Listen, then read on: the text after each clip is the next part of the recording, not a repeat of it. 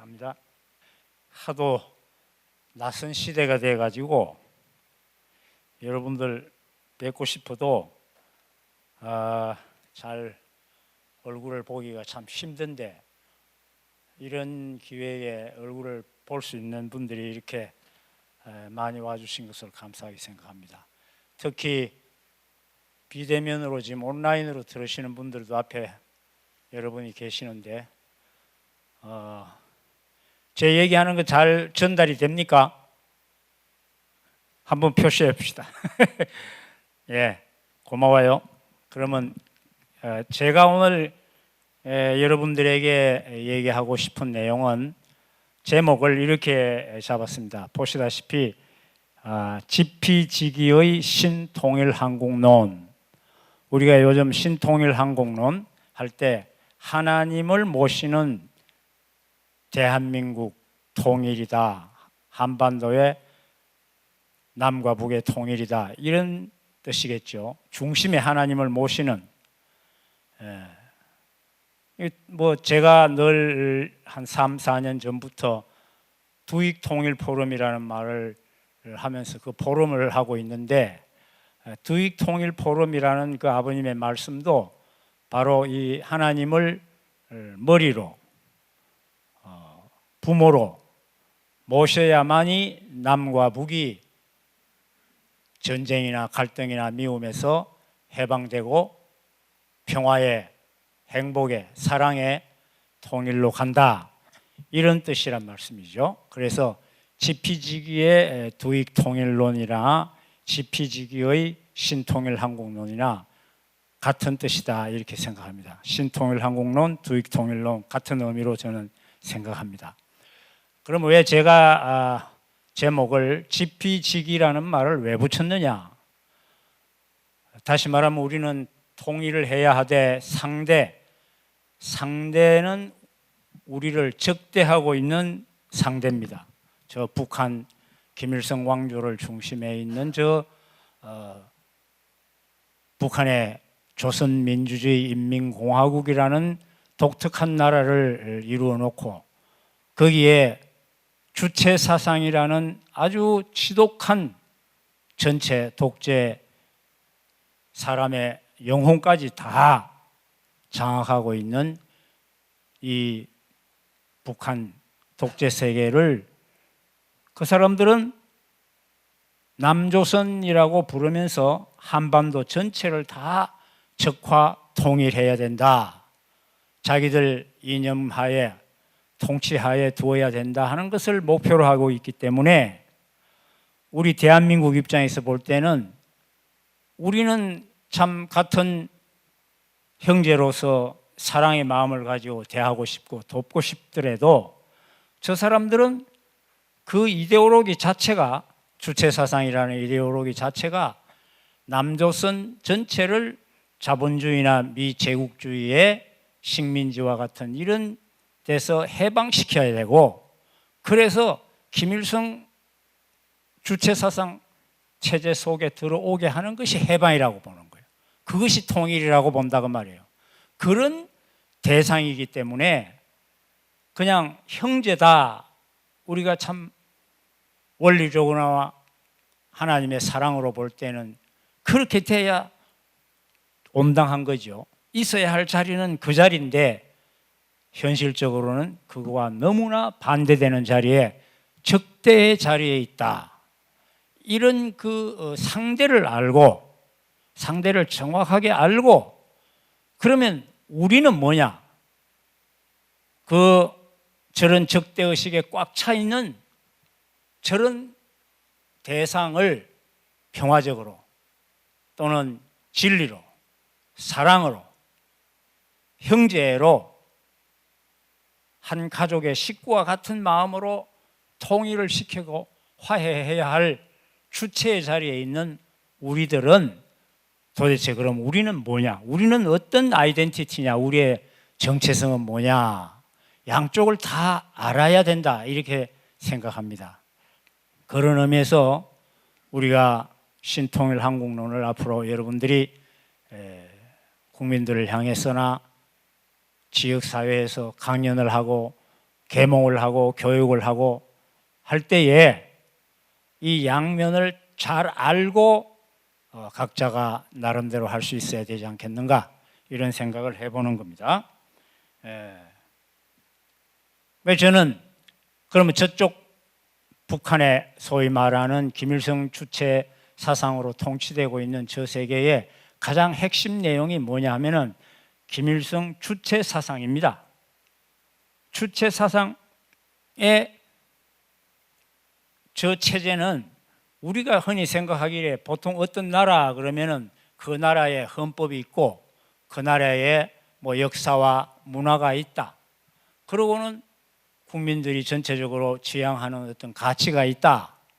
이 정도로 우리 자유민주주의 체제에 있는 세계에서는 다 상식적으로 보편적으로 이렇게 동의를 하잖아요. 그렇게 인식을 하고, 그러나 적어도 공산주의 사회의 통치를 받고 있는 나라는, 공산주의 이념의 통치를 받고 있는 나라는 그거하고는 거리가 좀 멀죠. 자유민주주의와 같은 이런 상식과 보편의 세계가 아니란 말입니다. 이데올로기라는 아주 명확한 통치 이데올로기가 있어서 그걸 가지고 모든 국민들의 은행심사를 다 주관하고 법률 행위를 주관하고 통치 행위를, 국가의 의무를, 책임을 국민들에게 요구하고 아니면은 거기에 대한 징계를 내리는 이런 체제란 말입니다. 그런데 이런 공산주의 체제는 이미 냉전 시대에 2차 세계대전 이후에 냉전 시대 수십 년 동안 미국과 소련이 챔피언이 되어서 겨루다가 소련이 손을 들었죠. 1990년대부터 거의 다 무너졌습니다. 해방이 됐어요. 소위 말하는 동굴아파가 다 돌아오고. 그렇지만 아직도 공산주의라는 이념으로 중공이라든가 또 뭐 베트남이라든가 큐바라든가 이런 것이 남아 있어요. 그런데 이 공산주의 플러스 독특한 김일성의 어떤 뭐 주체 사상이라는 것이 더 씌어진 체제가 하나 더 있어요. 그것이 북한입니다. 저 북한은 공산주의라는 이런 지독한 이데올로기 국가란 말이죠. 마치 하나님이 신정체제라고도 할 수 있어요. 하나님이 다스리는 나라, 꼼짝 못하게 만드는 나라, 아주 전지전능한 빅브라더가 그 사회를, 그 나라를 통치하고 있다. 그것의 아주 무기가 뭐냐? 그것이 주체사상입니다. 그럼 이 주체사상의 내용을 여러분이 한번 생각해 보세요.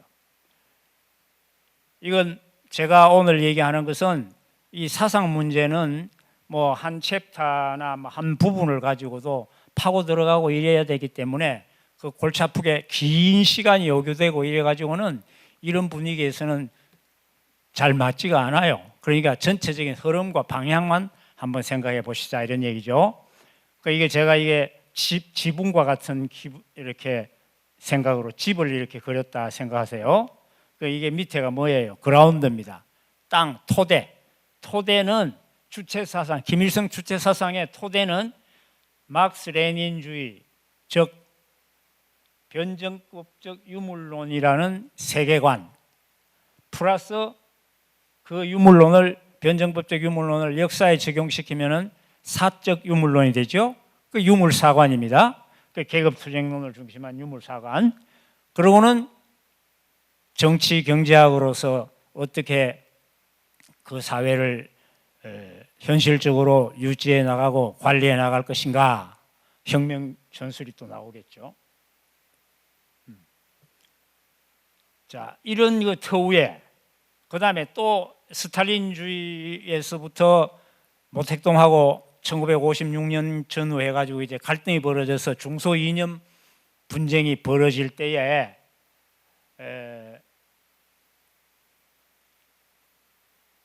북한으로서는 이 두 자기가 정권을 잡고 권력을 쥘 동안에는 완전 스탈린의 꼭두각시로서 자기들의 조국, 모국은 모스크바라 그랬단 말이야.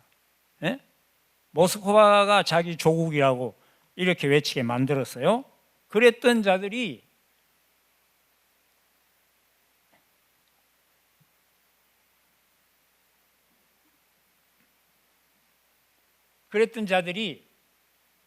이 중소 이념이 이제 갈등이 벌어지니까 이거 어디에다가 종주국으로 두어야 할지 참 애매한다는 걸 알고는 이제 줄타기를 시작해서 주체라는 이름을 걸기 시작했죠. 그런 토대가 있습니다. 그러니까 막스 레닌주의를 토대로 하고 중소 이념 분쟁 속에서 자기의 갈 길을 찾는다고 하는 게 이제 주체성을 들고 나온 거다 이 말이죠. 그렇게 해서 시작된 자기들의 이데올로기의 체계를 보면 우선 사상 이념적인 것이 제일 바닥에 철학 원리가 있고 사회 역사 원리, 거기에 지도적인 원칙이 있어. 어떻게 실천할 것인가 하는 거. 요게 사상 분야고. 그다음에 이제 이것을 그러면 혁명을 해야 돼. 나라나 뭐 사회를 갖다가 자기들이 얘기하는 주체 혁명을 하자. 공산주의 혁명은 물론이고 그 혁명을 해 나가는 이론적인 내용이 네 권이 있습니다. 네 권. 반제 반봉건 민주주의 혁명과 사회주의 혁명론 뭐 어쩌고 저쩌고 인간 개조론 사회주의 문화 건설론 이게 4, 5, 6, 7, 8권이에요. 그러고는 이렇게 되면 이제 전 그 국민들이 인민들이 다 사상 개조가 되고 세뇌가 되고 난 다음에 이제 통치할 수 있는 군중이 되죠. 그 군중들 꼭대기에는 누가 올라오느냐? 수령이 영도한다. 수령 영도론이라는 게 나와서 영도 체계가 어떠니 영도하는 그 수준이 경지가 예술의 경지가 있다 이렇게 돼 있어요. 네.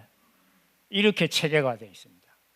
그래서 이런 체제적인 내용을 1982년에 김정일이가 주체사상에 대하여라는 그렇게 두껍지 않은 책을 저술을 합니다. 그래서 거기에 이제 개괄적인 얘기를 하고 그 이후에 1985년 김일성이가 이 노동당 창건 40돌이죠. 이때에 거기에 맞춰서 위대한 주체사상 총서 전 10권에 이렇게 돼 있단 말이죠. 이렇게 이렇게 해서 주체사상이 체계화됐다 보는데 주체사상이 체계화된 것을 이 사람들이 이제 그 김일성이를 우상화해서 주체사상을 창시한 김일성이를 하나님처럼 떠받들어 모시는 그 작업을 한 거예요. 그게 언제 주체사상이 창시가 되고 조작이 됐느냐 하면은 1930년 6월에 창춘 가륜회의에서 주체사상을 창시했다 이렇게 나와요. 이게 김일성의 생일이 1912년입니다. 그러면 이게 몇 살 때예요? 18살 때 공청 반제 청년동맹 지도 간부 회의에서 주체사상 원리를 해명하셨다. 뭐 이런 식이야. 역사적 대사변이었다. 그러니까 뭐 이런 얘기는 우리가 이 시간에 뭐 디테일하게 할 필요가 없어요, 사실은. 그러니까 김일성이가 주체사상이라는 저 위대한 불세출의 대사상을 창시해 낸 그 과정을 엮어놔야 될 거 아닙니까? 그 엮어놓은 것이 수십 년이 지나가지고 저 사상 체계화 만들어 놓은 그 과정 속에서 수십 년 지나가지고 이제 이런 과정을 통해서 주체사상이 나왔다 이 얘기를 하려고 저렇게 꾸며놓는 겁니다. 역사를. 그러면 그러다가 30년 동안 아무 말이 없다가 1960년에 김일성 전집이 나오고 뭐 어쩌고 저쩌고 이렇게 하면서 그 이후에 이제 이런 식으로 일들이 진행이 되는데 박은영이라는 인물이 남로당의 우두머리가 6.25 때 같이 전쟁을 일으키고 난 다음에 남쪽을 한번 뒤집어 보려고 하다가 잘 안 되니까 결국 북한으로 올라갔죠. 6.25를 통해서 다시 한번 하려다가 안 되고 그러니까 남로당 자기 따르던 사람들은 여기 많이 남아 있고 또 대부분 같이 올라가고, 그래서 남로당 이 잔류자들이 그 이후에 대한민국에 남아서 1948년 5월 10일 총선을 통해서 대한민국을 세우려고 하는 이승만 대통령의 그 건국 작업을 아주 목숨 걸고 반대하는 폭동들이 일어났잖아요. 1948년 3월 달에 제주도에서 요즘 소위 말하는 4.3 폭동이 일어나는 거예요. 그래가지고 그 4.3 폭동은 때문에 제주도에는 2군데 국회의원 선거도 못했어. 그러고는 온통 제주도에서 그걸 제거하기 위해서 군경이 파손이 되는, 거기에 서로 싸움이 벌어져가지고 많은 사람이 학살당했다. 이래 되니까 요즘은 그 제주도 폭동이 무슨 먼저 무슨 통일된 나라를 꿈꾸기 위해서 애쓰던 사람이 국가폭력으로 이렇게 많이 죽었다. 그런 소리 하는 사람이 지금 우리나라 대통령이요. 이런 세상이 될 정도로 지금 세상이 이상해져 버렸습니다. 어쨌든 그런 박은영이가 김일성이를 도와가지고 부수상을 했다가 결국은 김일성이한테 어떻게 죽었습니까? 1955년 12월 15일 날 사형 선고를 받고 그로부터 한 2년 뒤엔가 완전히 사형 집행이 되는 겁니다.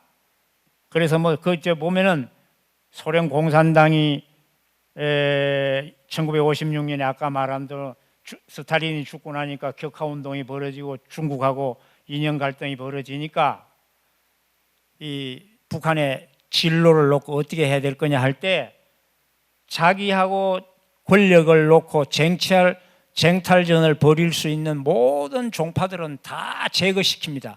그 마지막 제거한 게 박은영파, 일파를 다 없애버리고 그 외에는 남로당계, 소련파, 연안파, 빨치산파, 북한 자체 내에 있었던 이런 파벌들 다 싹 정리하고, 그리고 1960년대에 와서 이제 주체라는 말을 시작한단 말이에요. 그러니까 김일성의 권력 장악 과정이 있는 거예요. 뚝 떨어져서 주체사상 가지고 내려와가 샥 한 게 아니에요. 그러니까 김일성이 이렇게 과정을 거치면서 이제 주체사상을 창시해 나가는 과정에서 이런 배후가 있는 거죠. 그러니까 이제 66년이 지나고 이제 주체사상이라는 말이 나오기 시작한다. 사상에서 주체, 정치 자주, 경제 자립, 국방에서 자위다, 이런 거 우리 대충 들었던 얘기죠. 그런데 여기 우리가 잘 몰랐던 거 하나 알아야 될 게 뭐냐면요, 국내 종파인 갑산파를 숙청 완료하고 난 다음에 1967년 5월 달에 이런 게 있어요. 이거는 여러분들이 알아놔야 돼. 북한 전역에 도서 정리 사업이 상당 기간 동안 시작이 됩니다.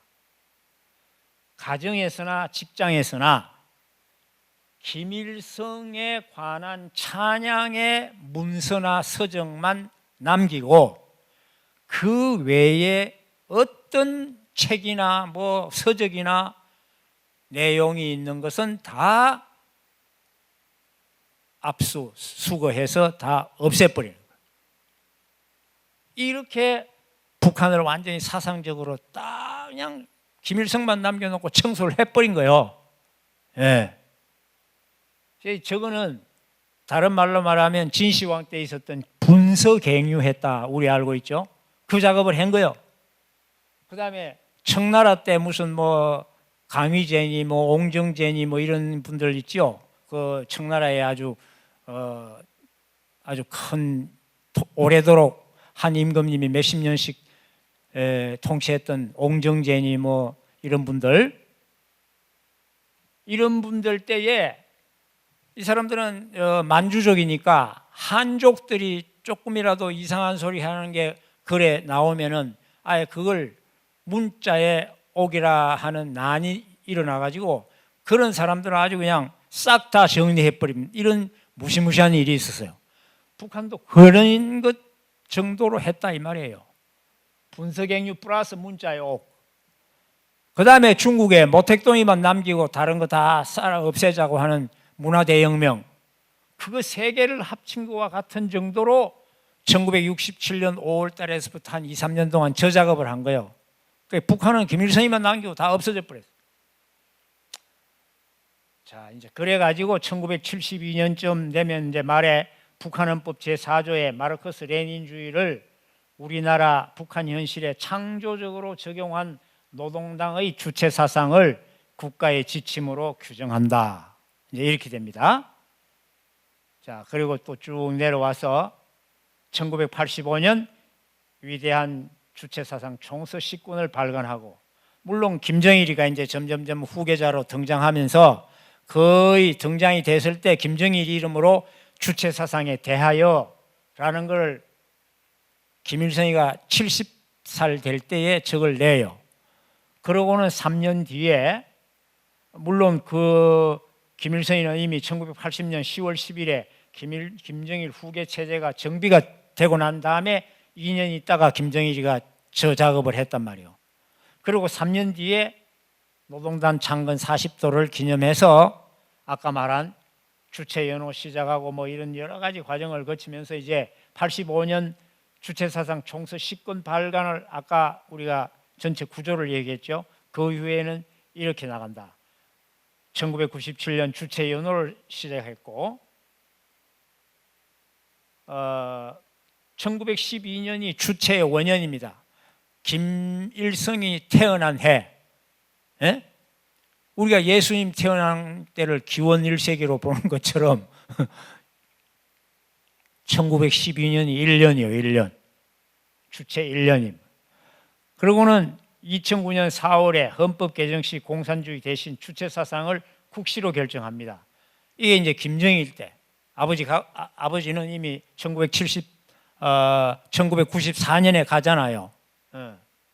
가고 난 다음에 주체 연호 쓰고, 그리고 또 아들 대 와가지고 주체 사상을 국시로 하고, 그 다음에 이제 또 그 아들이 죽어요. 김정일이가 죽고 나니까 김정은이라는 친구가 대를 이어서 지도자가 됐다 이러면서 2012년 4월 제4차 당대표자 대회 때 김일성, 김정일주의로 주체 사상을 완전히 개인에게다 갖다 붙여버리는 거예요. 제가 이렇게 얘기하는 이유는 우리가 상대를 알기 위해서다, 이런 걸 전제로 했습니다. 저런 북한하고 우리가 뭐 통일을 해야 되는데, 우리 대한민국 정부는 역대 저런 북한하고 통일에 대한 협상을 하고 뭐 주거니 받거니 하니까 뭐 이승만 대통령 때부터 박정희 대통령을 넘어서 그 역대 대통령 시절에 뚝 내려오잖아요. 정권이 바뀔 때마다 조금씩 바뀌기도 하고, 정권의 성격에 따라서 완전히 그냥 지그재그로 가기도 하고, 이렇게 돼가지고 지금 현재는 현 정부가 북한하고 지금 뭐 어떻게 하려고 하는지 여러분 대충 감 잡고 있어요? 그게 문제란 말이에요.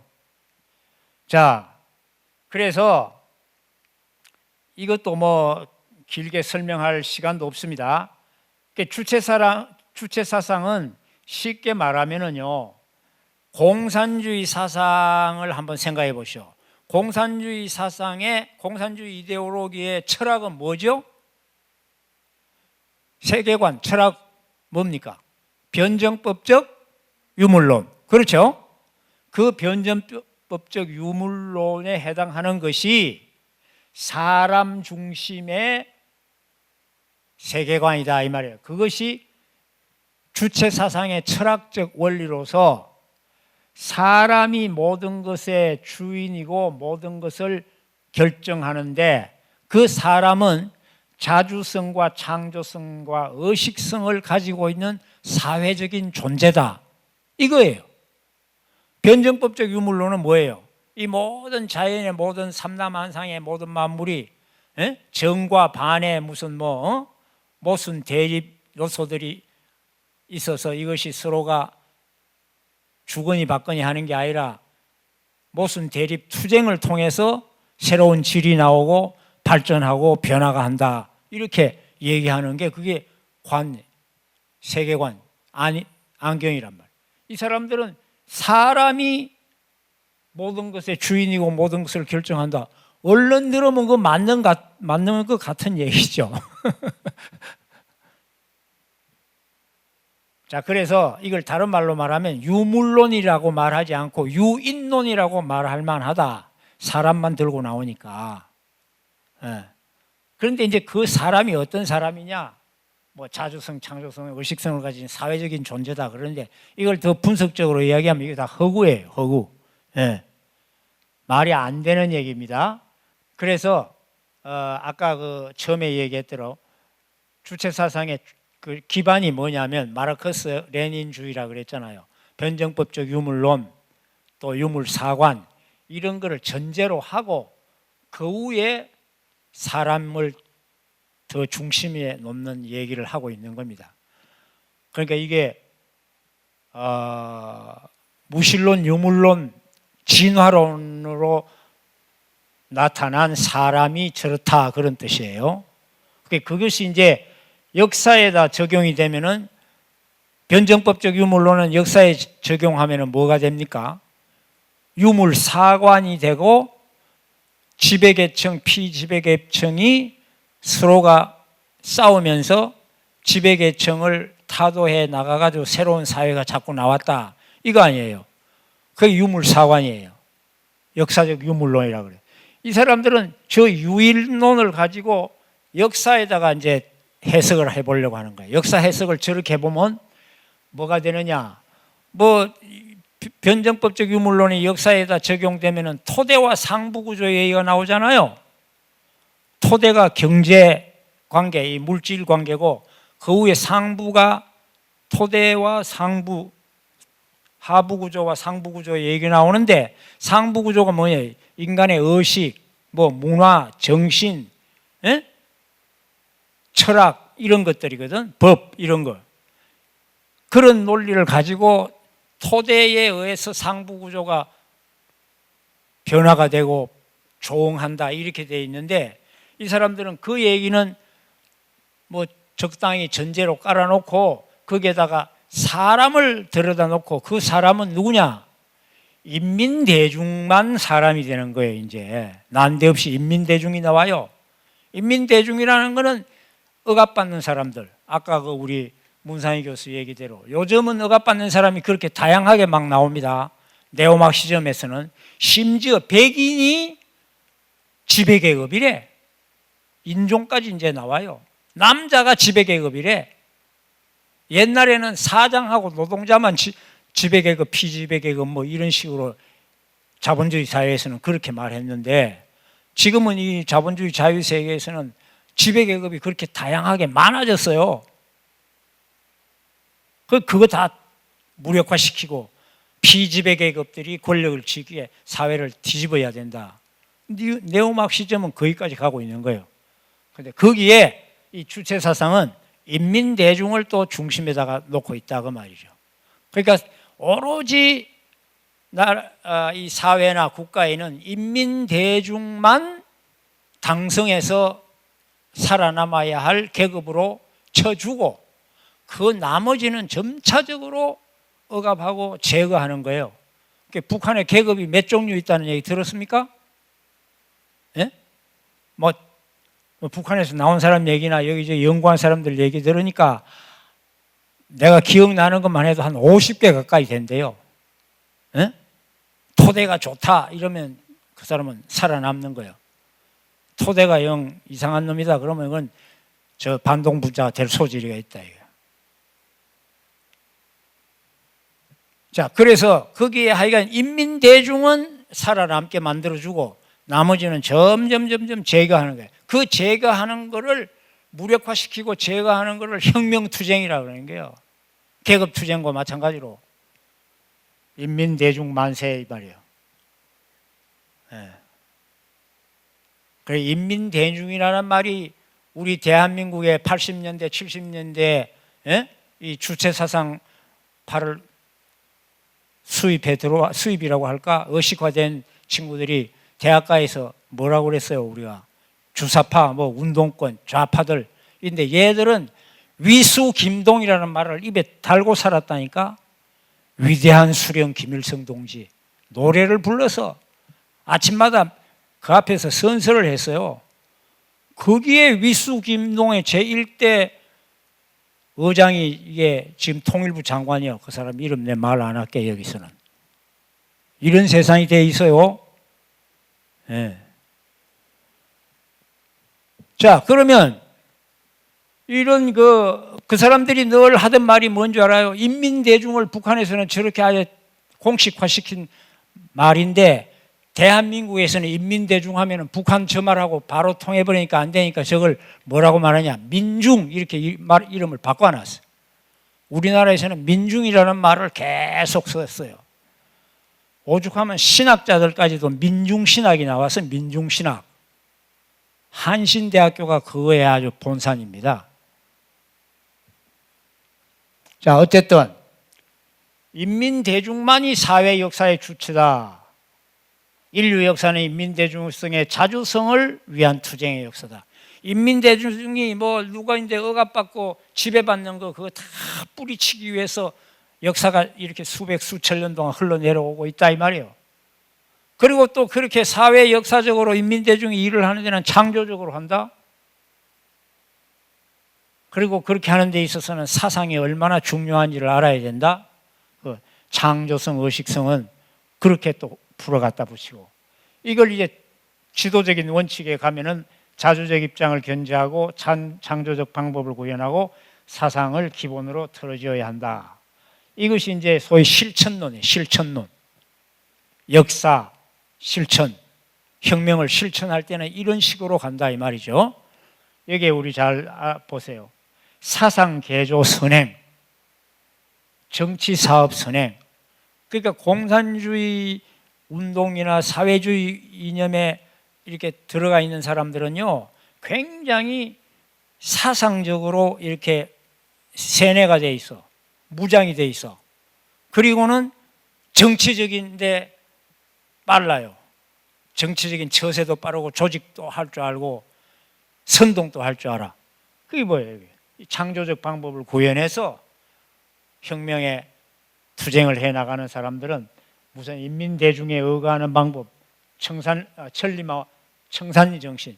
청산리라는 건 뭐 저 위에 독립운동하는 청산리가 아니고 평양에서 조금 떨어진 곳에 청산리라는 데가 있는데, 그게 김일성이 가가지고 보름 동안 그 농민들하고 같이 먹고 자고 이렇게 하면서 했다는 그런 얘기가 있어요. 그 얘기를 지금 하는 겁니다. 그러니까 이게 수령께서 그렇게 하는 방법을 다 보이듯이 우리도 그렇게 대중 속에 들어가서 그렇게 봉사하고 함께 호흡을 하면서 고생하면서 그렇게 지내야 되고, 에?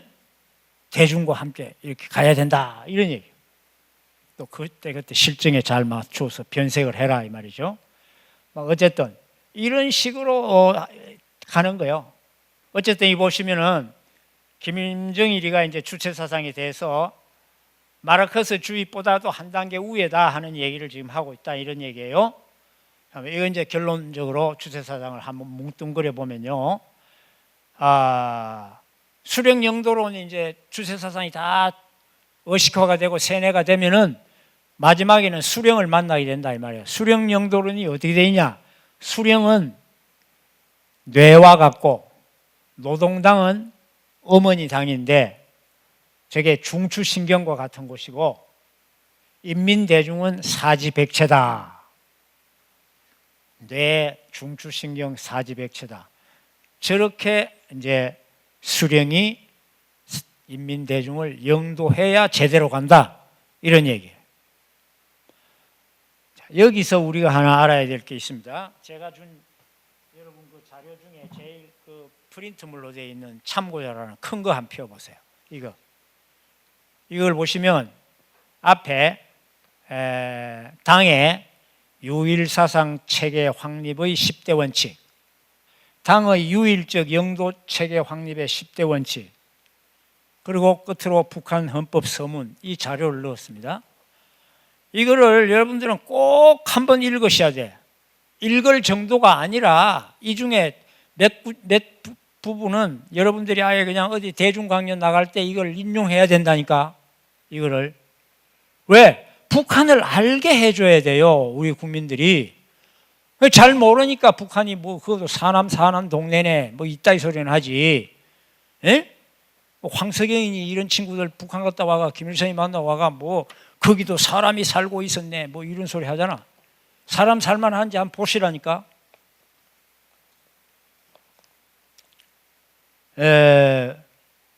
보세요. 저 인민대중이라는 거는 유일사상 체계 확립 10대 원칙, 유일적 영도 체계 확립 10대 원칙 하에 있는 사람들이요. 저 노동당부터 오로지 수령만 그 위에 있고 그 밑에는 10대 강령 속에 다 들어있다 이 말입니다. 그 밑에. 그 위에 있는 당의 유일사상 체계 확립의 10대 원칙은 김정일 때에 만든 거요. 김정일 때 만든 거고, 김정일이 죽고 난 다음에 김정은이가 올라와 가지고 만든 게 이제 유일 사상 체계는 이미 끝난 단계가 됐어. 이번에는 뭐냐? 당의 유일적 영도 체계 확립이라고 바꿨어. 영도 체계 확립의 10대 원칙. 둘 다 10대 원칙이요. 이게는 기독교인들에게 있어서는 이스라엘 민족 옛날에 특히 10계명이에요. 10계명.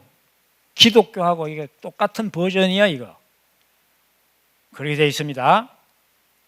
당의 유일사상 집계 뭐 원칙이니 뭐 유일체계 원칙에 여러분 하나만 한번 읽어보시오. 얼마나 기가 막히든지 숨을 못 쉬게 돼 있어. 잠자다가도 만약에 꿈속에 잠꼬대로 이상한 소리 했다가는 10대 원칙에 어긋나는 소리 했다가는 그 옆에 누가 들은 사람이 있거나 마누라가 들으면 마누라도 신고를 해야 된다니까. 그런 세상이 돼 있어요. 이 속을 보면. 자, 여기 봐요. 뭐 제가 시간 없으니까 10페이지 잠깐 펴봐요. 10페이지. 10페이지를 한 펴서 맨 밑에 3항에 이거는 당의 유일적 영도 체계 확립의 10대 원칙입니다. 김정은이가 지금 하고 있는 거예요. 그럼 3번에 보면 김일성과 김정일의 권위, 당의 권위를 절대화하며 결사응의하여야 한다. 모든 제목이 다 그래. 이거 뭐 이것만 그런 게 아니에요. 그 1번 보세요. 3의 1. 김일성, 김정일과 우리 당 밖에는 그 누구도 모른다는 확고한 관점과 입장을 가져야 한다. 여러분 어때요? 북한 사람들은 어떻단 말입니까? 김일성, 김정일, 그리고 노동당 이외에는 그 누구도 모른다. 이게 북한 사람들이요. 당성이 좋은 사람들이란 말이에요. 이렇게 되게 하기 위해서 끊임없이 훈련하고 공부시키고 밤낮 주하로 회의하고 자아 비판 회의하고 한다는 거 아니에요? 뭐 이거 다 대동소이한 내용이지만은 정말 정신없이 만들어 놓은 거예요. 자, 그 다음에 여러분 14페이지 한번 펴봐요. 북한 헌법 전문입니다. 북한 헌법 전문에 그 서문만 제가 가져왔어요. 서문만. 이 서문에 보면은 한 페이지 반, 풀로 완전 한 페이지네요. 그 서문에 이 사람들은 책을 쓸 때도 김일성, 김정일 이름이 들어갈 때는 깜짝 놀라면서 뭘로 해야 돼요? 고딕체로 써야 돼요. 고딕체로. 그렇게 한 것이 이게 몇 번 나오는지 알아요? 이 김정일 때 헌법 개정해가지고 지 아버지 김정일이까지 넣은 거예요. 그러니까 이게 언제 바꿨냐면 2012년 4월 13일 11차 헌법 개정이요. 거기 보면 맨 마지막 16페이지 보세요. 그 제가 주석을 뭐라고 붙여놨냐. 김일성 이름이 22번 등장, 김정일 이름이 17번 등장합니다. 북한 헌법 서문에. 그 외에 다른 그 무엇도 없어. 아무것도. 아까 그랬잖아. 오로지 김일성, 김정일이만 알아라. 노동당만 알아라. 딴 소리, 딴 거 알면 안 된다. 이 머리에 다른 거 들어가면 안 된다. 그 말이요. 자, 그 15페이지 중간에 한번 보세요. 15페이지 중간에 그 중간 보면 김정일 동지께서는 세계 사회주의 체계의 붕괴와 제국주의 연합 세력의 악랄한 반공화국 압살 공세 속에서 선군 정치로 김일성 동지의 고귀한 유산인 사회주의 전치물을 영예롭게 수호하시고 우리 조국을 불패의 정치사상 강국, 그 다음이 중요한 거예요. 핵 보유국, 무적의 군사 강국으로 전변시키셨으며 사회주의 강국 건설의 휘황한 대통로를 열어놓으셨다. 김정일이가 이랬다는 거예요. 이게 뭐예요? 핵 보유국. 네? 이 핵 보유국이 헌법 서문에 들어있는 거예요. 헌법에.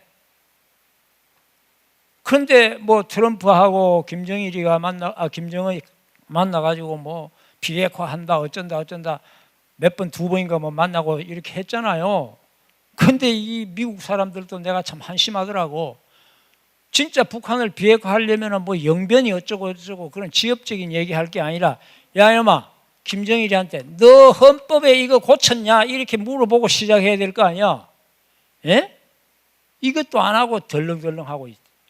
근데 태영호 씨한테 무슨 우리 뭐 모임에 있어서 서로 토론하는 자리가 있어요. 태영호 씨한테 내가 이걸 지적했어요. 여보, 당신도 여 와가 뭐 이러고 저러고 하는데 왜 북한 헌법에 핵보유국이라는 말 선언해 놓은 거에 대해서는 미국도 아무 말도 안 하고 이 대한민국 정부도 그런 얘기는 한마디 할 줄도 모르고 그거에 대해서 어떻게 생각하냐 그러니까, 아이고 손 박사님 대단한 지적입니다. 그거 바른 말씀입니다. 이러더라고. 근데 이 친구 태영호 이 사람은 그때 하는 얘기가, 자기가 이 대한민국에 와가지고 제일 그 놀라운 게 뭐냐면, 밤이나 이렇게 자면 교회가 그래 많은 것이, 그것이 그렇게 자기한테는 심기롭기도 하고 이게 힘이구나 하는 걸 느낀다는 거야. 예? 그런 얘기를 하더라고요. 어쨌건 북한 헌법이 이렇게 돼 있어요. 그러면서 또 여기 뭐라고 그러는지 알합니까? 김일성 동지와 김정일 동지께서는 이민 위천을 좌우명으로 삼으시어 백성을 하늘로 삼았대. 삼으시어 언제나 인민들과 함께 계시고 인민을 위하여 한평생을 바치셨으며 숭고한 인덕정치로 인민들을 보살피시고 이끄시어 온 사회를 일심단결된 하나의 대가정으로 전변시켰다. 우리는 이 말 알아나 이래. 하나의 대가정으로 전변시켜놨대. 북한에 저 아무것도 모르고 김일성, 김정일만 아는 북한 인민들, 저 동포들은 바깥에 정보가 안 들어가니까 그저 위민 이천 우리를 사랑해 주는 어버이 수령님이라고 아마 따라다니는가 봐. 안 따라다니면 밥을 못 얻어먹어 죽어. 그냥 정치범 수용소에 끌어가 버려 어느 때. 이게 될 거 아니에요. 사람이, 우리는 대단하지만은 사람이 유물론적으로 진화론적으로 생각하면 별 거예요. 원숭이 진화한 것들이 밥줄 지면은 다 끌려가는데, 우리도 그렇게 해서 얼마나 많이 가는 길 옆으로 가고 그렇게 할 수가 생기잖아요. 근데 북한이야 인간관이 그런데 얼마나 간단해. 이렇게 아주 그냥 대성군이 돼 있는 하나님이 하나님. 북한 헌법이 이렇다는 거 알고 가자 이 말이에요. 자, 여기 봅시다. 자, 그럼 북한 체제는 이렇게 돼 있다 이 말이에요. 자, 주체 사상의 종교는 수령 절대 왕조로 만들어 놓는 거다 이 말이에요. 그거를 위한 뭐 어쩌고 저쩌고 철학 원리니 뭐 역사 원리니 실천 등 뭐 이따 이 소리 하는 거예요 지금. 자, 보세요. 북한의 최고의 권위는 뭐냐? 어디에 있느냐? 백두혈통 수령들이 최고 꼭대기입니다. 김일성, 김정일, 김정은이요. 백두혈통이래 저것들이. 그리고 쟤들이 하는 얘기는 어록이고 교시요.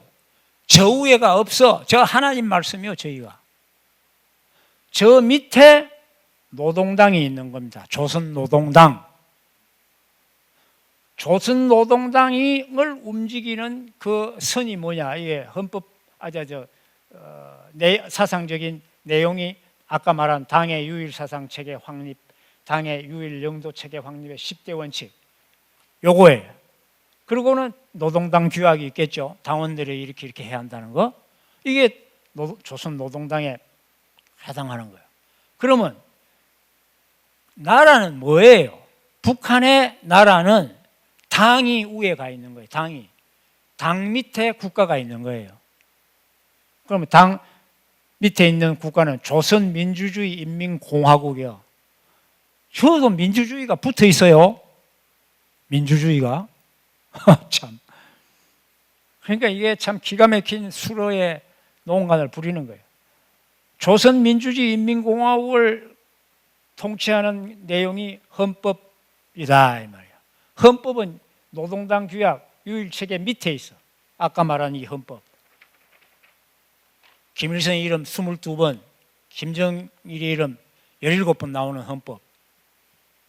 이렇게 하고 이제 그 밑에 뭐 인민들이나 하위 기관들은 법령으로 다 다스리는 거예요. 자, 이렇게 되어 있다 이 말입니다.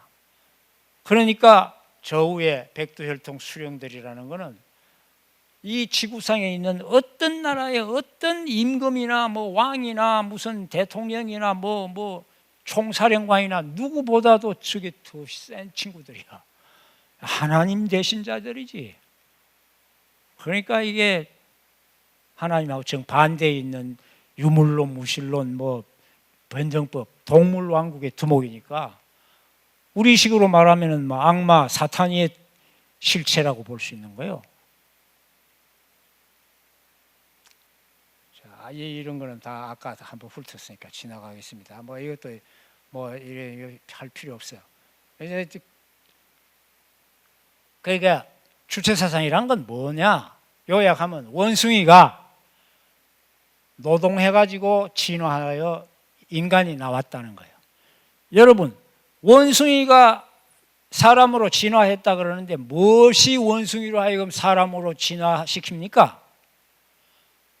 원숭이가 뭐 해가 사람이 돼서요? 뭐 어쩌다가 노동해가지고 그렇게 됐다는 거예요. 원숭이들이 뭘 어떻게 하느냐 하면 노동은 혼자 하게 안 되잖아요. 때를 지어 사니까 사회적인 노동을 한다는 거예요.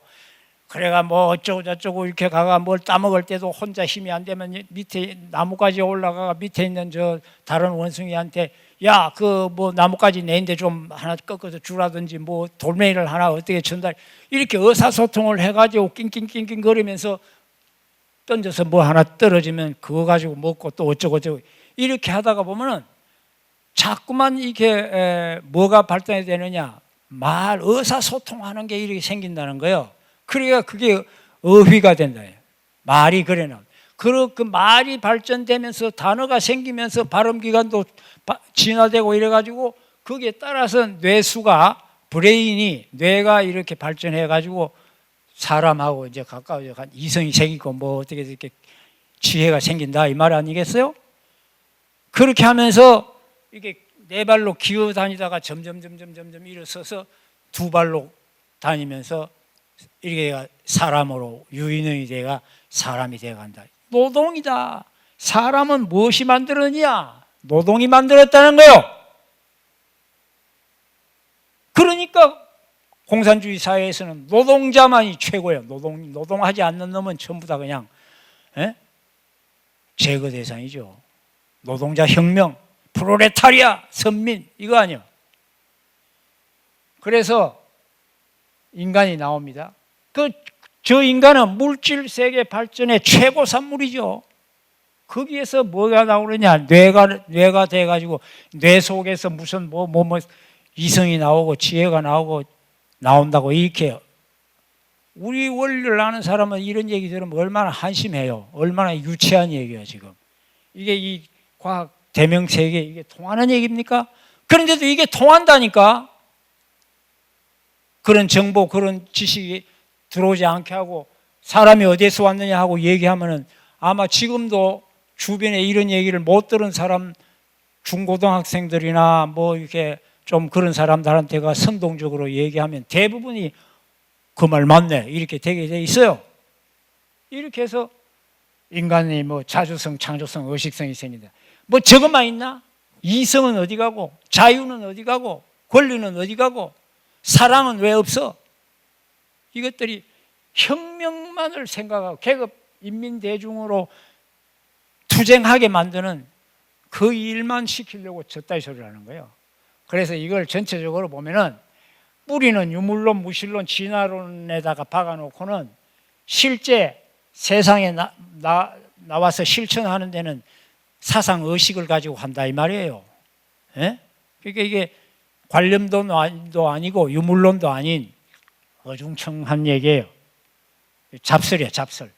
그러니까 이거는 뭐 우리가 뭐 더 이상 얘기 안 해도 알겠죠. 변정법적 유물론을 전제로 한 유인론, 주체사관의 철학, 역사관 이런 것들, 뭐 그거의 결정적인 것은 역시 마르크스의 변정법적 유물론이에요. 여기에 대해서 우리는 수수법적 유일론이 있지 않습니까? 이 수수법적 유일론하고 변정법적 유물론의 대결이요. 앞으로의 세계가 뭐 주체사상은 저기에 뭐 사람이 어쩌고 저쩌고 하는 거 넣어놨지만 그건 아류에 불과하니까 그만큼 우리 통일사상이 위대한 사상이라는 거 여러분들이 아셔야 돼요. 예? 이 가치를 우리가 모르고 있었어요, 지금까지. 우리 아이덴티티를 다시 한번 확인해야 됩니다. 이거 우리가 희미해지면 저것이 지금 보세요. 주도하는 세상이 되잖아요. 아까 우리 문상희 교수의 강의를 들었지만은 이 철학이라는 게 얼마나 중요합니까?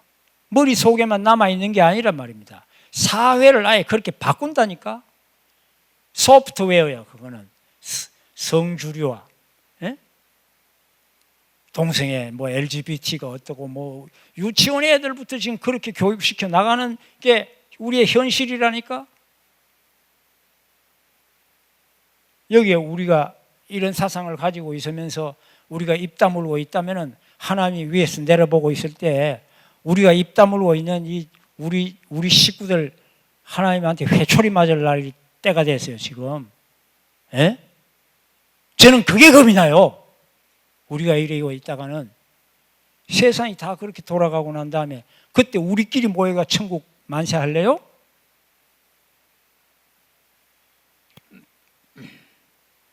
자, 북한은 여러분 이게 평양 장대현 교회입니다. 저 왼쪽이. 저게 세계 기독교의 역사에 있어서 성령운동이 일어나가지고 동양의 예루살렘이라는 얘기를 들을 정도로 평양의 장대현 교회가 새벽기도, 새벽기도가 처음 세계 기독교 역사에서 처음 시작한 데가 저기예요. 그 길선주 목사, 뭐 사무엘 모페드 이런 사람들이 저 얘기도 여러분 좀 알아놓으면 좋아요. 시간이 없어서 그런데 이 병인 양요 때 영국의 선교사가 미국의 상선을 타고 병인 양요가 미국 배인데 그걸 타고 이 한국에 선교하러 오겠다는 젊은 부부가 왔다니까요. 그 사람 이름이 토마스. 그래 그 평양에 뭐죠?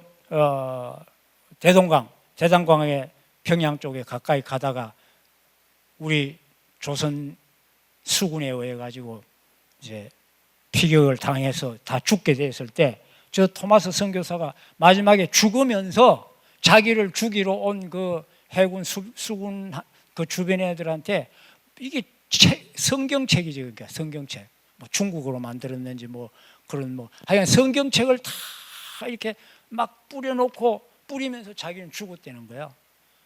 그 중에 한 수군이 그 책 하나를 가지고 간 것이 그게 뭐 어떻게 역사가 일어나가지고 저 장대영 교회가 여관 주막집 같이 운영하던 것이 나중에 선교사들이 저기에 머물게 되고 이러는데 그 주막집 벽이 말이요.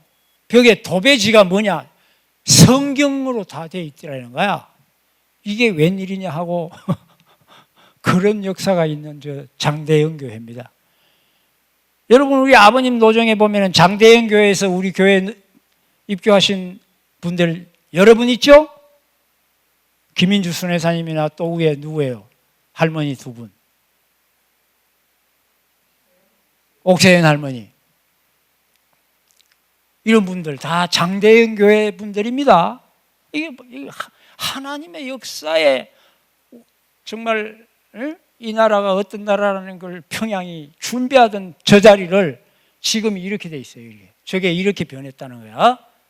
장대현 교회 자리가 김일성이 집무실로 쓰다가 김일성이 죽고 나니까 태양궁전, 금수산 태양궁전으로 바뀌어놨어. 저렇게 만들어놨어. 하나님 모시던 곳이 이렇게 됐단 말이야. 김일성이 김정일이 우상화하는. 이거 보세요. 이러고 있어요. 참 이상한 나라잖아요. 하나님 나라가 이루어져야 할 저 나라가 이렇게 뒤바뀌어 버렸어요. 아버님 어떻게 했습니까? 만수대 의사당에 가서 아버님이 테이블을 치면서 김다련 용기복을 앞에 놓고 책상을 치면서 열변을 토하시는 거 여러분 다 보시잖아요. 우리 주변에 영상이 있잖아요. 이 아버님의 정신과 사상과 이 기계를 우리가 다 잊어버리고 살아야 되겠습니까? 이 나라가 만약에 북한 주체사상파들에 의해 가지고 잘못되어 간다 할 때는 우리는 순교를 각오하고 나서야 할 사람들이에요. 물론 우리의 바탕은 사랑이죠. 뭐 적대를 가지고 하자는 거 아니지 않습니까? 아버님이 저기 가서도 사랑을 가지고 하나님의 사랑을 가서 형제의 사랑으로 저들을 품으려고 하지 않았습니까? 그러면서도 두익사상과 하나님주의를 받아들여라! 주체사상 내려놔라! 무슨 진화론이냐 이 말이야. 진화론이 있기 전에 남자와 여자는 어디서 왔느냐 이런 말씀이 이 장면에서 나오죠. 진화론이 얘기하셨잖아요. 뭐예요? 무신론 유물론을 버려라 이 말 아닙니까? 얼마나 기가 막힌 진리의 말씀의 선포냔 말이에요. 진화론이 있기 전에 남자 여자는 어디서 왔어? 이 한마디에 자 이제 빨리 지나갑시다. 여러분 다 아는 얘기요. 1980년대 대학가가 이랬는데 지금은 그럼 어떠냐? 지금은 저 앞에 적어요. 왼쪽은 1986년, 지금은 적어요. 막시점 2017. 옛날 얘기입니다. 이거 다 옛날 얘기. 1986년 이거 대학가가 저랬어요.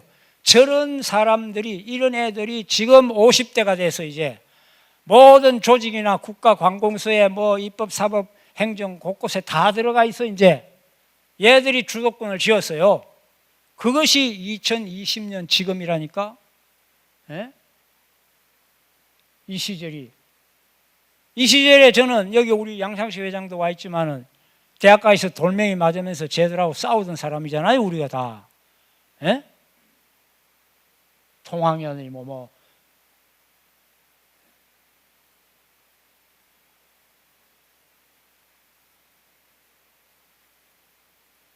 자, 보세요. 저 30년 전 저 때하고 지금 요즘은 어떻게 하고 있는가 보자 이 말이야. 막스 코뮤날레, 막스 큐무날레 고맙습니다. 뭐가 뭔지 여러분 잘 보세요. 2019년 막시점 여기 고려대학교입니다. 고려대학교 학생회관이요. 이렇게 하고 있어요. 2019년 막시점 노동개혁과 노동운동, 뭐 마르크스주의 이런 거, 사회주의 정치, 여성 성소수자, 아까 문상희 교수 강연하는 거 이런 게 다 지금 한 패요. 한 덩어리요, 한 덩어리. 이렇게 해서 지식사회의 청년 학생들에게 다 파고 들어오고 있다 이 말입니다. 우리 지금 카프나 청년연합이 있죠. 우리 YSP인가요? 여기 혹시 관여하시는 분 있어요? 누구? 이름이 어떻게 돼요? 아, 동현 씨구나. 이런 사실을 우리 카프나 YSP가 어느 정도로 심각하게 알고나 있는지 이런 거는 보이지도 않고 들리지도 않을 수도 있어. 뭐 그냥 뭐 급한 일만 자꾸 하다가 보니까 오히려 춤만 추고 그러는 거 아닌가? 얘들은 이렇게 공부하고 있다 이 말이야. 공부하고 있고 나라를 이 세상 뒤집으려고. 여기 보세요. 2019년 감흥의 유물론, 기계와 생명, 감정의 동양, 뭐 전환기의 한국 사회, 성장과 정체성의 정치를 넘어, 이렇게 기가 차는 얘기요. 막스 꼬미날레라는 거는 뭐 보세요. 이렇게 공부하고 있다 이 말입니다. 에? 에. 한번 보세요. 제목을 한번 보세요.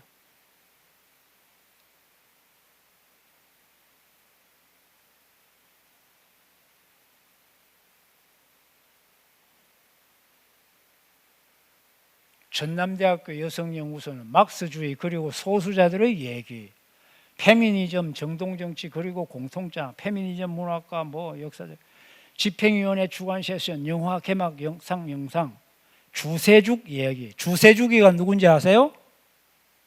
주세죽. 박은영이의 첫 번째 부인이요. 완전 마르크스주의자. 모스크바까지 같이 가서 공부하고.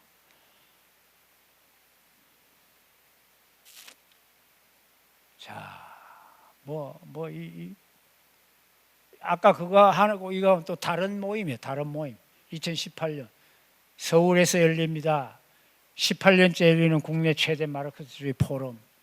이 학생들이 이렇게 모여요. 이게 특히 방학 때 같은 때에 저기 발제자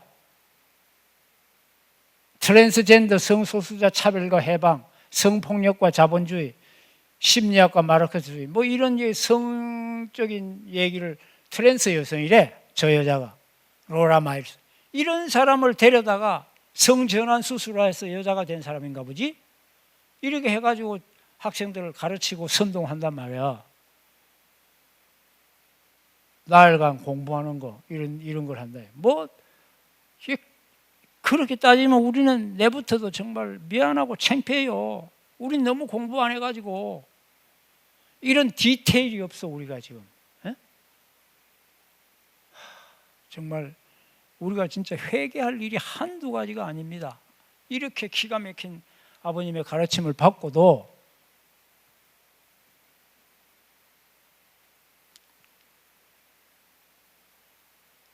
예, 17년 거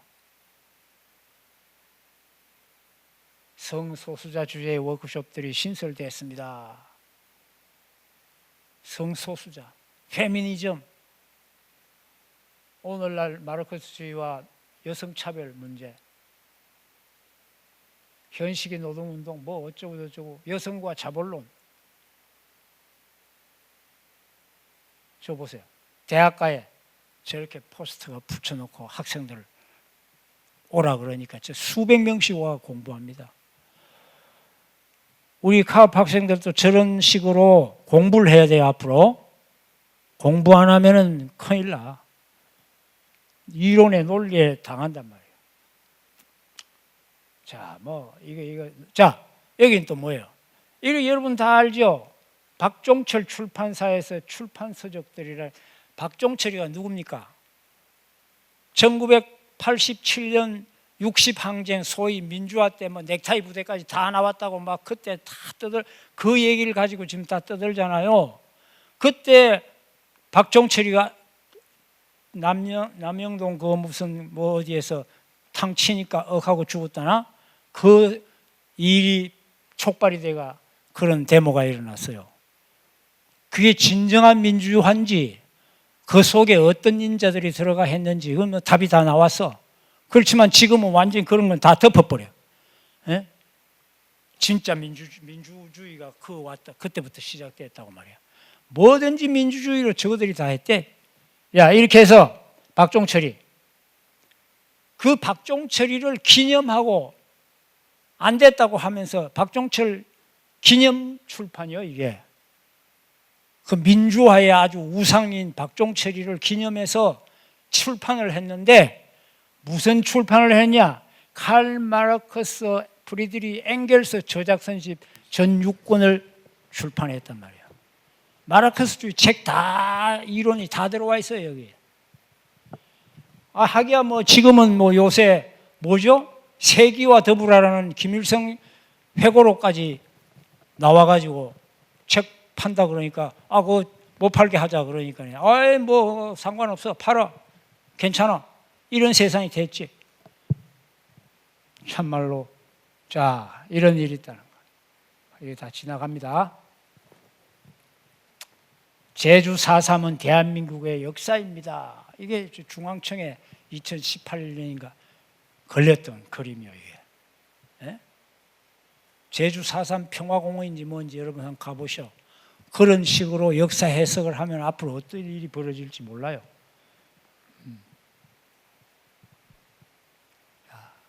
이게 뭐야 이게? 무슨 목마죠 이거? 트로이 목마. 트로이 목마 저 속에 뭐가 나옵니까?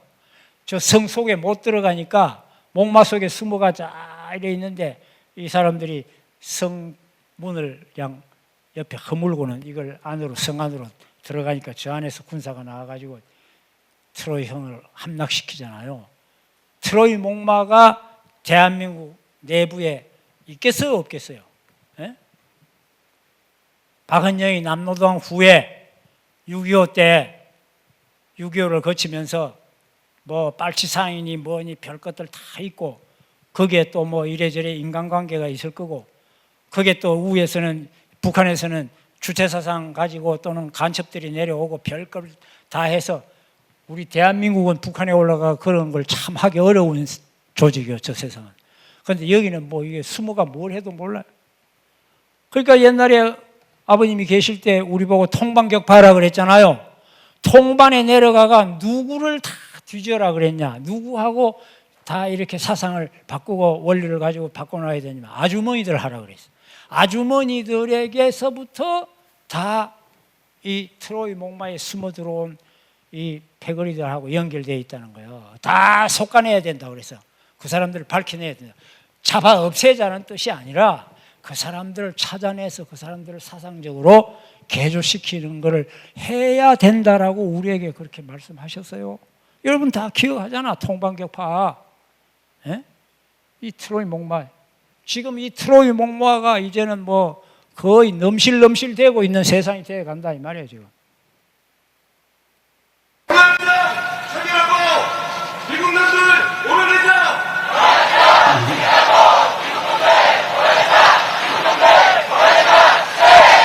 이성기 한상규와 모든 양심수를 이게요 평양이 아닙니다. 평양이 아니라 이게 강원 지차 앞입니다. 지차 앞에 이거 설명 안 하면 약간 평양처럼 보이죠. 평양처럼. 전쟁 연습 중단하라. 기가 막혀. 이게 서울의 중심부 대한민국 심장부에서 전쟁부터 미국은 이 따윈 일이 일어나는 거예요.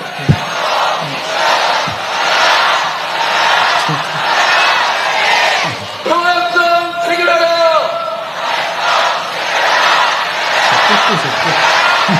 저거 봐요. 한일 군사협정 폐기하라.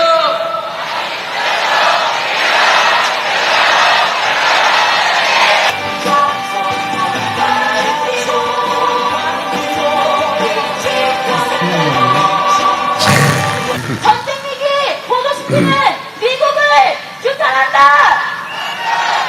저거 숫자 보십시오. 숫자. 자주 없이 평화 없다. 한미동맹 폐기하라. 한미동맹 폐기하라고 저렇게 소리를 지르고 북극파 폐지하고 양심수를 석방하라. 미국은 사드 들고 나가라.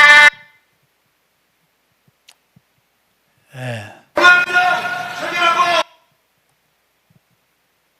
여러분 그런 것이 기결된 게 저 영상입니다. 오늘 우리가 이런 세상에 살고 있어요. 예? 그런데 뭐 우리도 어떤 기관에서 무슨 뭐 종교인들끼리 모여가지고 무슨 뭐 평화협정 체결하라고 하는 기도했다는 얘기 내가 들은 적이 있어요. 한번 내 난리를 쳤지만은 말이에요. 정신이 나간 친구들이에요, 친구들. 제가 시간을 조금만 더 쓰겠습니다. 이제 사실은 이게 중요한 얘기인데요. 요게 조금만 이게 뭐 간단히 설명하고 말겠습니다. 그럼 우리가 지금 이제 득익사상 신통일 한국론으로 귀결을 돼야 되잖아요. 그렇게 하기 위해서는 이런 현상적인 거는 이제 알았어. 북한도 알고 현재 한국 사회의 상황도 알았어요. 그럼 이걸 어떻게 우리가 수습하고 귀결시키겠는가 하는 이론적이고 이념적인 우리 방향성이라도 한번 생각해 보잔 말이에요. 그거에 가지고 내 맥카트를 만들었어요.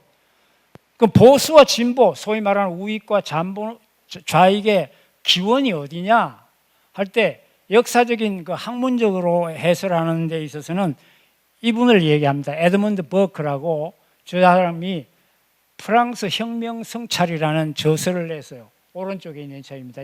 이 책. 저기에서 프랑스 혁명이 너무 과격하게 급진적으로 사회를 막 두드려 엎고 왕정을 폐쇄하고 난리를 치니까 야 이거 저렇게 나가다가는 저거 큰일 난 일이 벌어지는구나 해서 영국에서는 저런 식의 변화와 개혁이 들어와서는 안 되겠다 하는 걱정도 있고 그런 의미에서 이 프랑스 혁명을 고찰한다 하면서 보수적인 자기 의견을 얘기한 것이 보수주의의 아주 학문적인 출발이에요. 그 에드먼드 버크의 프랑스 혁명 성찰에서 보수주의 컨서버티즘은 점진적 변화를 얘기합니다. 저게 소위 말하는 우익적이라면 경제정책은 성장 위주로 가고 진보주의라는 건 뭐냐면 급진적인 변화, 아주 변혁을 하려고 하는 거예요. 저 좌익이고 저거는 경제정책이 복지 위주야. 못 사는 사람들한테 뭘 많이 줘야 된다는 입장. 이게 제일 다른 점이고 이게 대비해야 할 점이죠. 그런데 이 보수주의와 진보주의는 오리지널리는 같은 체제와 헌법 아래서 하나는 좀 더 과격하게 변화하자, 빨리 변화하자. 하나는 좀 천천히 전통을 지키면서 이렇게 보수해 나가고 수리해 나가는 식으로 하자. 이런 거예요. 같은 헌법 체제 속에.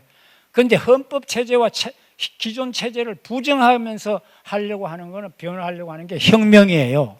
혁명은 헌법을 부정하고 기존 체제를 전복하려고 하는 겁니다. 우리 한국에서는 이게 보수, 진보, 무슨 뭐 좌우라고 할 때는 좀 특이해요.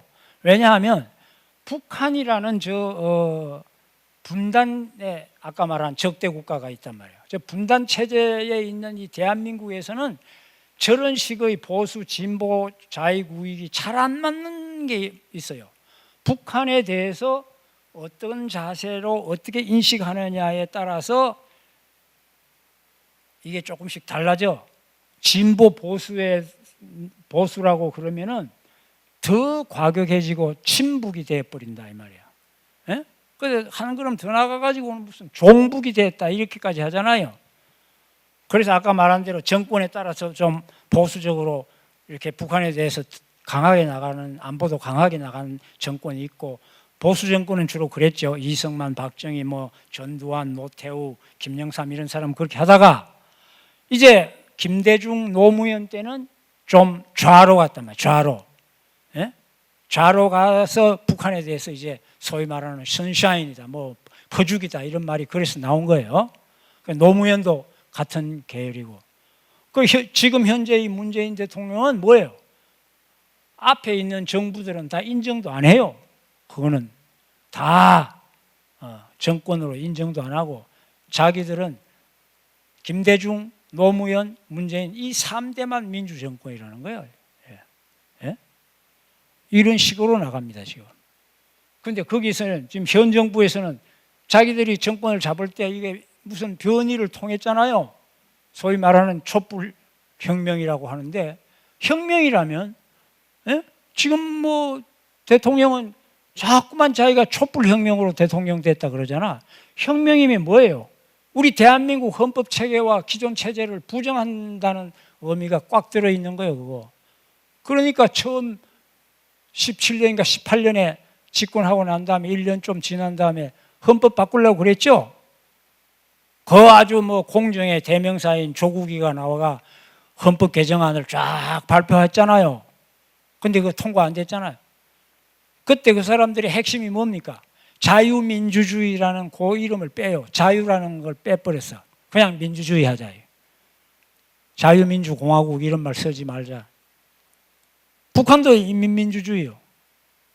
북한에서도 민주주의고, 우리는 자유가 있는 게 우리의 가치를 지키는 내용인데 그거 빼자 그랬고.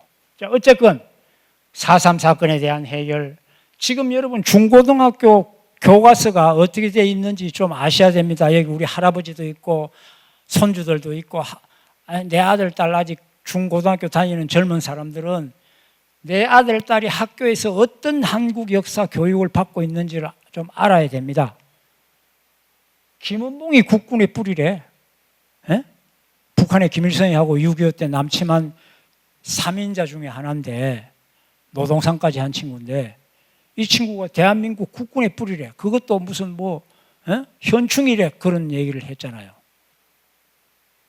말만 하면은 그냥 친일파라 그러고 토착외구라고 몰아붙이고, 이렇게 지금 세상을 갈라치게 하고 있는 이런 시절에 우리가 살고 있는데,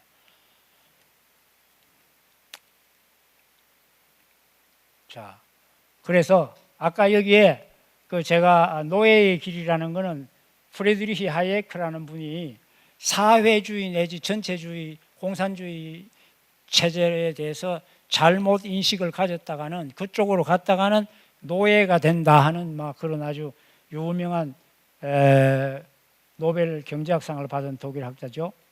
자, 그다음에 그다음에 또 하나, 요거를 오늘 제가 조금만 여러분들이 이해하고 갔으면 좋겠어요. 보수와 진보 좌익의 기원이 뭐냐 중에, 아까는 역사적으로 얘기했고, 이번에는 사람이 타고나서 인식과 지식 세계에서부터 이게 보수와 진보로 갈라지는 뭐가 있다는 거예요. 우리 속에, 우리 머릿속에 인지적으로 감각하고 인식해가지고, 거기에 보면 뭐라고 말해놨냐면, 그게 조지 레이코프라는 사람이 모럴 폴리틱스라는 도덕 정치론이라는 저런 책을 썼어요. 여기 나와 있는 이 모럴 폴리틱스인데, 이 책을 제가 미국 가서 한 몇 년 동안 있는 동안에 제가 저 책을 발견하고, 너무나 저것이 참 공부를 제가 좀 해놔야 할 내용이 된다 이래가지고 한국에 와서 제가 저 책을 번역을 했습니다.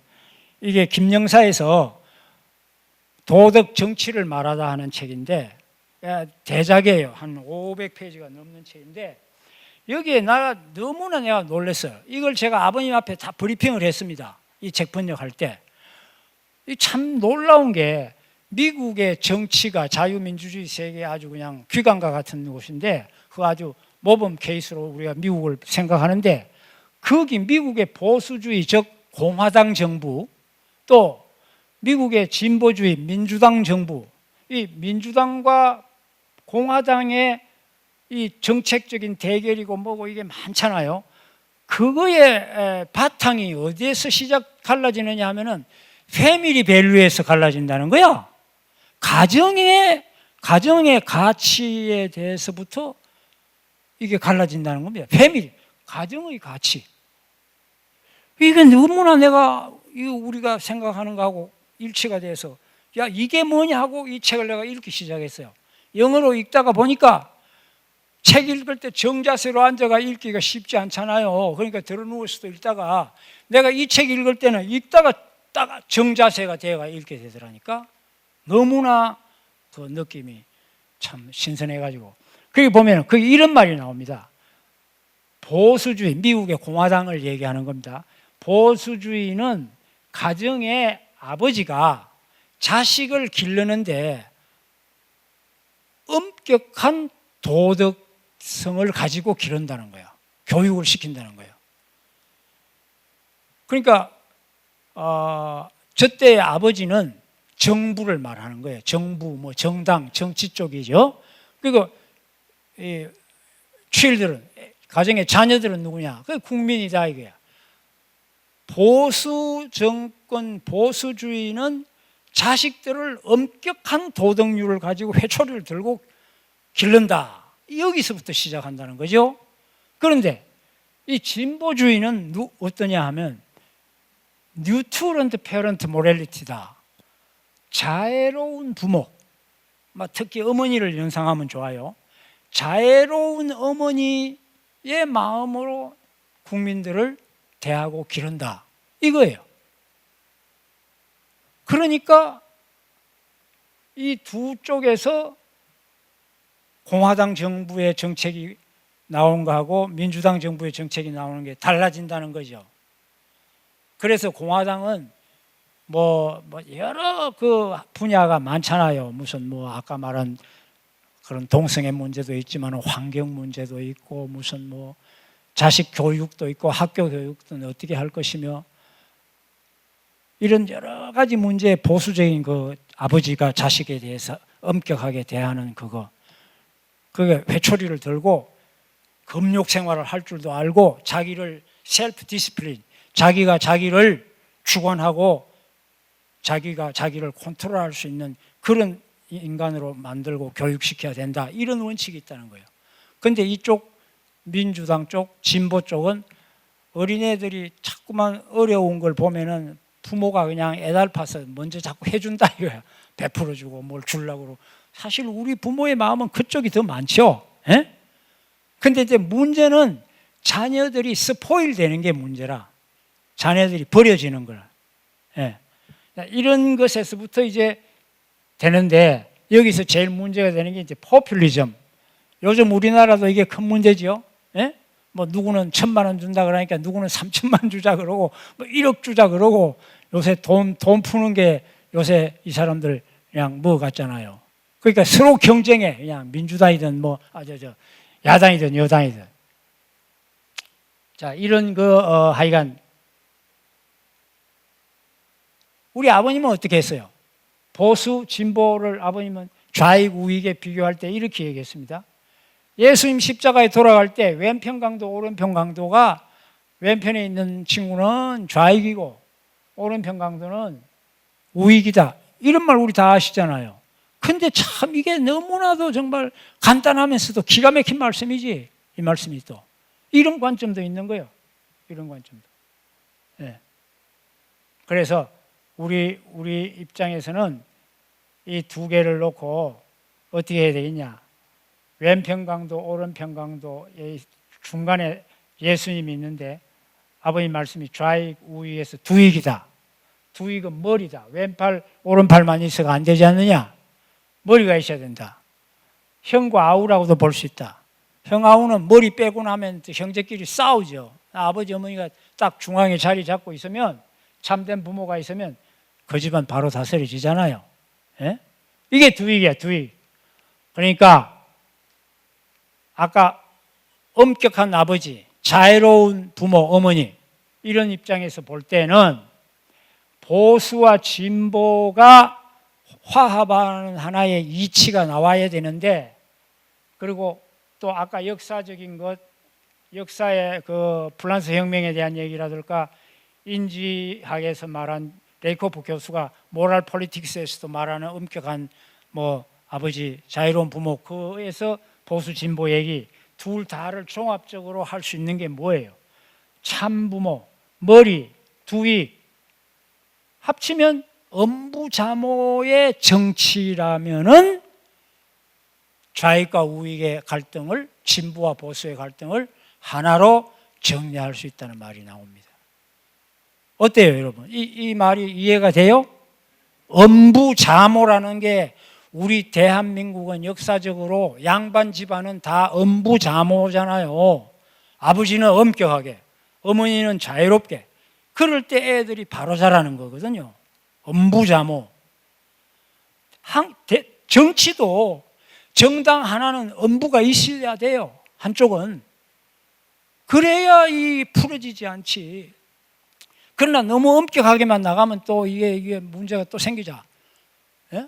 처지는 애들은 어떡하고 회초리만 맞아가 안 되잖아요. 그러니까 거기에서는 사랑으로 또 품고 안고 같이 갈 수 있는 또 하나의 여기서는 자모의 역할을 하는 그런 철학을 가진 정당도 있어요. 근데 이게 포퓰리즘으로 나가버리면 안 돼. 그럼 완전히 국민들이 이게 어떻게 돼요? 저질이 돼가지고 스포일 칠드런이 되는 거예요. 국민이 진짜 개돼지가 되고 이상하게 되면 안 되잖아요.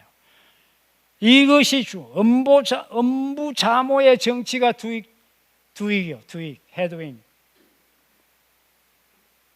그래서 한국 정치의 업그레이드를 위해 우리는 각 정당의 제가 오늘 결론입니다. 각 정당의 가정관, 도덕관을 물어야 됩니다. 앞으로 대통령 후보 누가 되겠다 그러면 이거를 물어야 돼. 이거를 답을 들어야 돼. 도덕관과 세계관을 물어야 하고 그 대답을 확인해야 한다. 한국에서의 보수 우파와 진보 좌파의 이상 변종인 주사파 종북 진보나 수구적 기득권 보수에는 종지부를 찍게 하고 통합과 상생으로 새로운 지평을 열어야 한다. 그것이 투익 사상에 밝히는 엄부자모의 정치의 길이다. 예? 이렇게 가정관을 확실히 얘기해야 돼. 안 그러면 동성애 성주류와 떠드는 진보 대통령 후보가 나오면 어떡하겠어요? 한번 그런 사람들이 나오면 난감하죠. 결론적으로 우리가 지금 문제는 알고 보니까 보수 우익은 가치관이 약해요. 자유주의 쪽에서는. 이건 우리가 보완해 줘야 돼. 원리적으로 보면 보다 아벨격이라고 할까? 근데 가인격인 지금 현대 좌익 진보주의가 가인격인데 저 가인격의 특색이 뭐예요? 유물론자들입니다. 무신론입니다. 반종교입니다. 특히 기독교를 반대합니다. 마르크스 포헬바 때부터 원숭이가 노동을 통해 진화한 고등동물이 인간이라고 본다. 변정법적 유물론을 과학적 세계화에 맹신한다. 역사적 유물론에게 계급투쟁사 신봉한다. 그러니 계급투쟁사를 중심해서 저런 세상 만들자. 성차별, 인종차별, 종교차별, 아까 말한 폴리티컬 코렉션 그런 것까지 들고 나와가지고 지금 저렇게 가자 그런단 말이에요.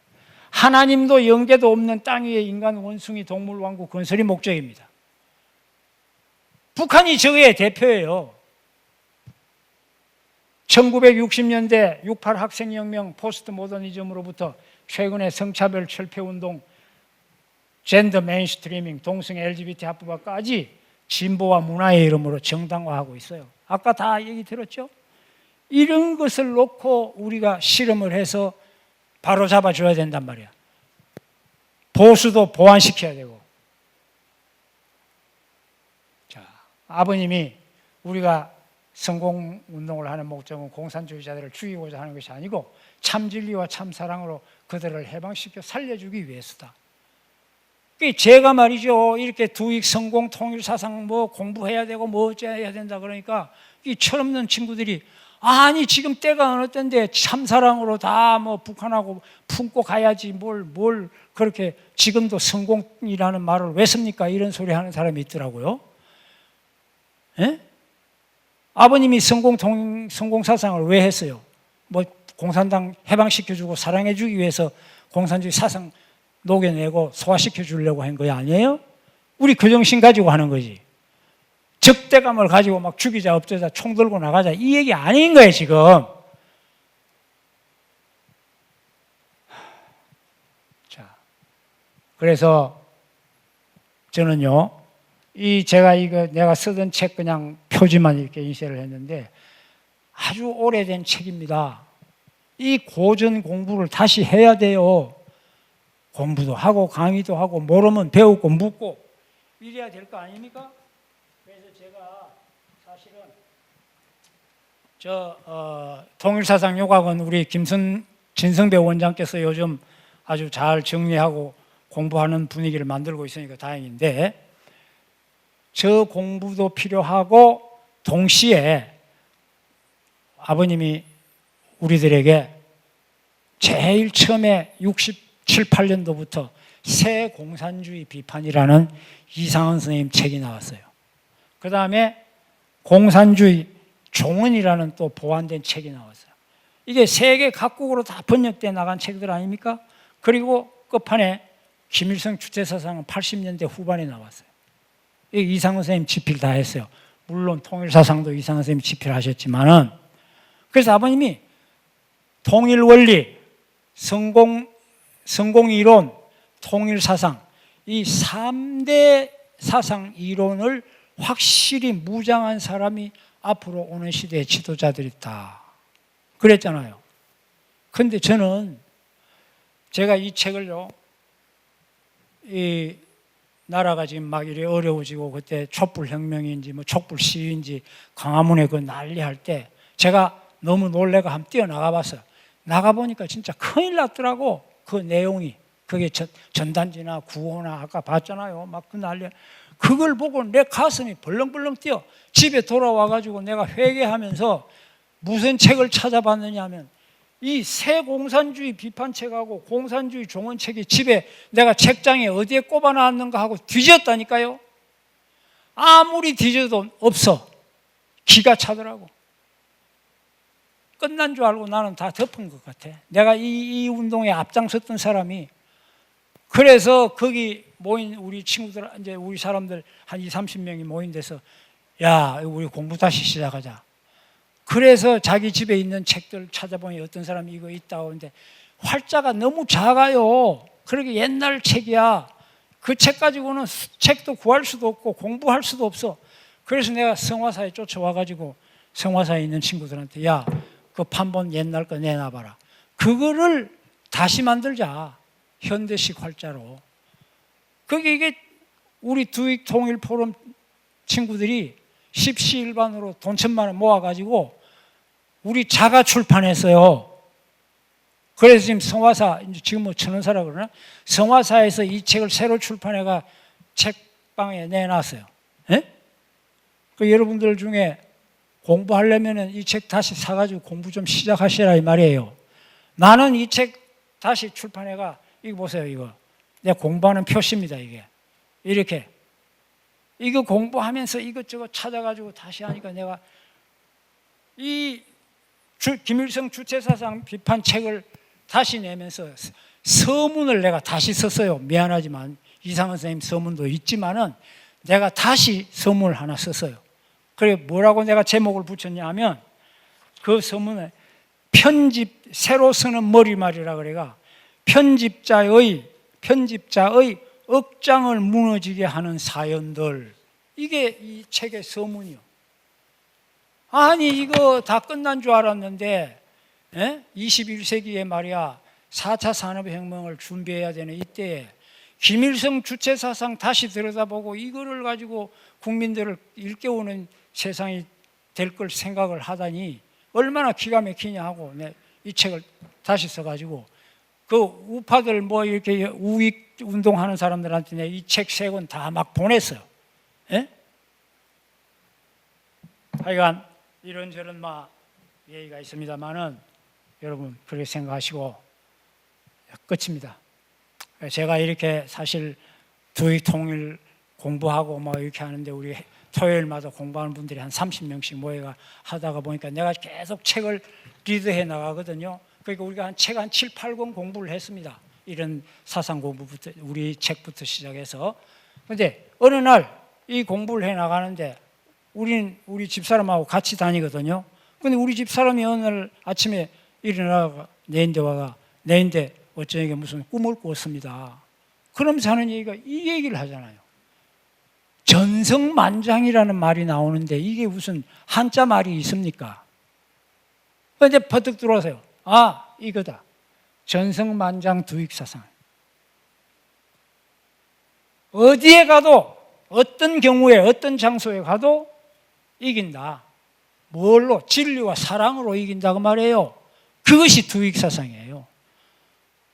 그러니 북한 동포들에도 이게 해방의 복음이고 지금 대한민국의 이 남남 갈등으로 얼마나 좌우가 갈등해 있어요. 우리 입 다물고 가만히 있으면요 이 나라 난리 납니다 지금. 에? 내년 뭐 대통령 선거를 놓고 아마 난리가 나고 말 거예요. 여기에 우리가 나서서 이 나라의 방향을 바로 잡아줘야 되지 않겠습니까? 두익사상으로, 신통일한국론으로, 통일사상으로, 성공이론으로 북한을 누구를 때려주고 국제 정세가 북한이 장난을 못 치게는 만들겠지만은 아버님이 북한에 올라가가 김일성이하고 무슨 핵 문제를 평화적으로만 이용한다 하는 그런 거 다 항목을 다 합의하고 왔잖아요. 1991년에 가셔가지고. 근데 걔들이 그 약속을 안 지키고 핵무장 국가가 돼버려서 이게 달라졌다니까 지금 상황이. 예?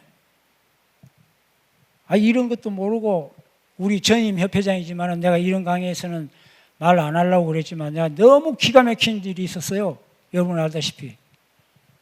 젊은 세대들에게 내가 당부하고 싶은 겁니다. 우리같이 나이가 이제 70이 넘고 80줄에 가까이 가는 사람들한테 뭘 하다가 애매하면 좀 물어보고 확인도 해야 돼. 뭐요? 상암 경기장에서 그 큰 대회 한다고 난리쳐가 우리 다 갔잖아요.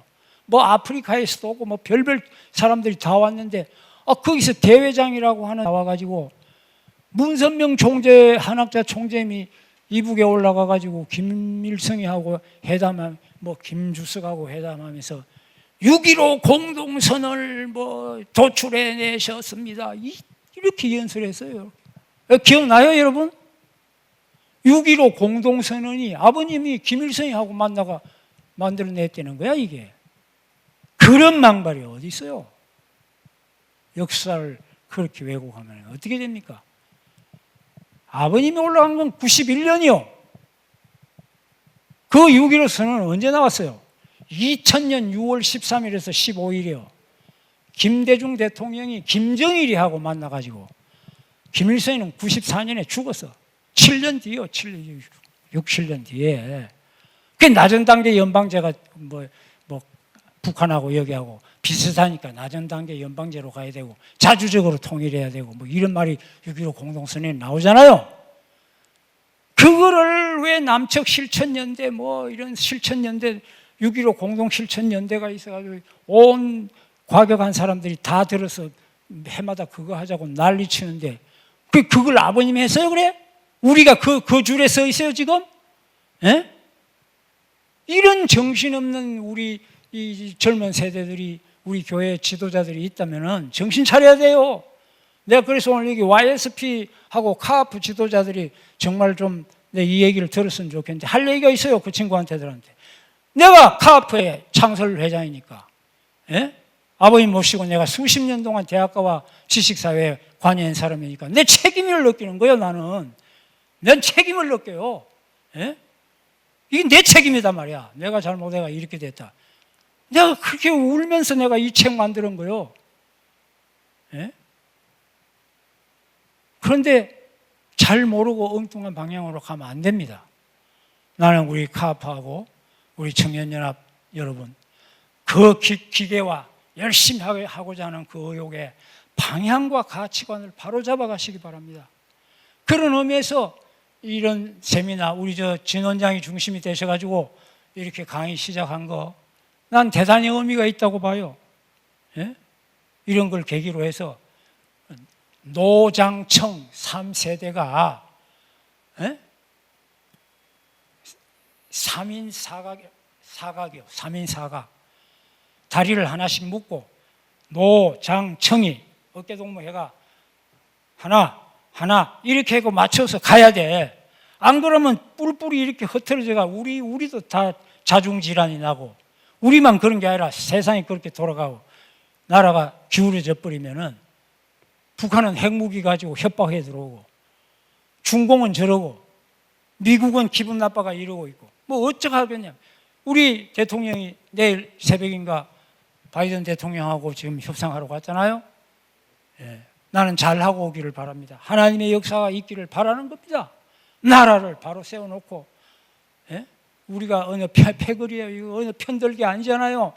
편들기는 아니지만은 잘못된 거에 대해서는 회초리를 들고 직언을 해줘야 돼요. 왜? 사랑하기 때문에.